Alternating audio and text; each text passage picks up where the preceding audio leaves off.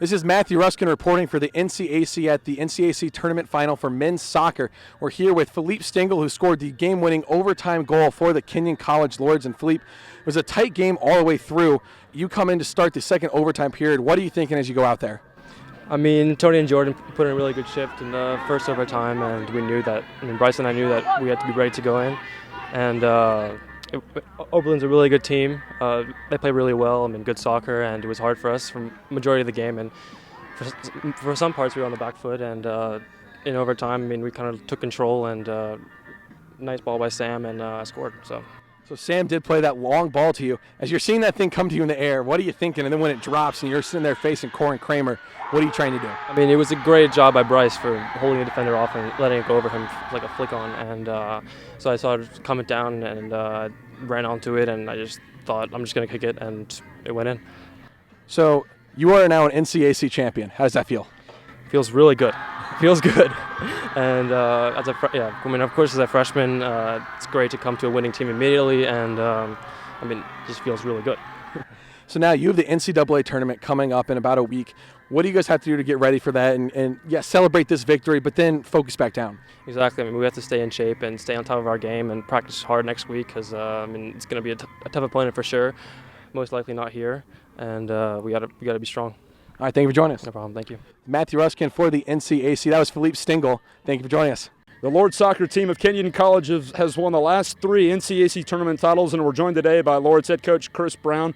Coach, the last 3 years we've seen just pressure situations, and your guys come through, and now the first three-peat champion of the tournament championship since OU did it from 2000 to 2003. How happy are you with just your team's performance and coming out on top another year?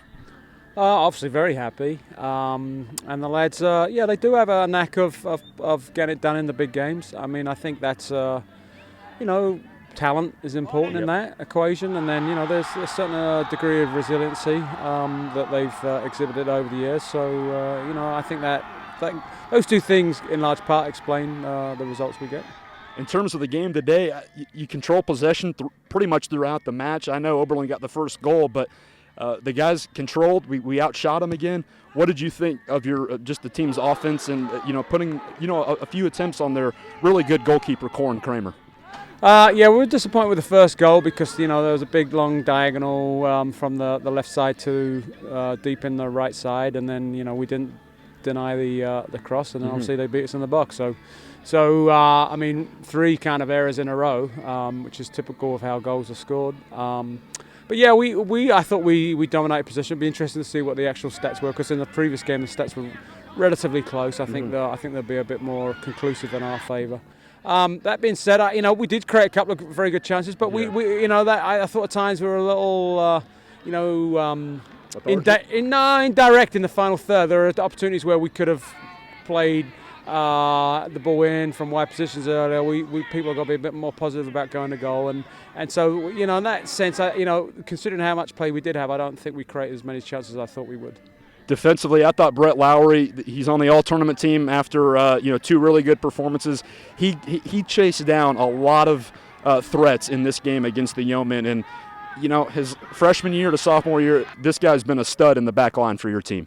I wouldn't disagree. Yeah. He's a very, very good player. Phenomenal athlete. He's got great defensive kind of tendencies. He just reads it well, and he's much stronger than you would probably give him credit for just looking at him. And he's a phenomenal athlete. He's one of the top 2 in our fitness tests.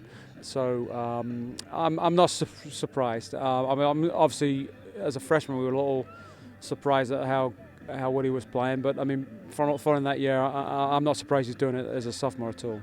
My final thought for you, Coach, it's off to the NCAA postseason where, last year an Elite 8 berth and almost a Final 4 berth, and I know you guys are going to take one game at a time. Each game is a championship match. Do you like where your team is at heading into the NCAAs? Yeah, pretty much. I mean, I thought, we'll just probably work a little bit on our incisiveness in the final third a little bit probably this week. But, I mean, in general, I think we're pretty healthy. I think the rest will be good for some of our starting midfielders. They looked a little tired today, yeah. I thought. So some of those guys, I think, will be appreciative of the rest. We're very honored to be, representing the NCAC in the NCAAs, and hopefully we can do the conference proud. Coach, thanks for your time. Congrats on the victory today, and we'll see you next weekend in the NCAA tournament. Okay, thanks.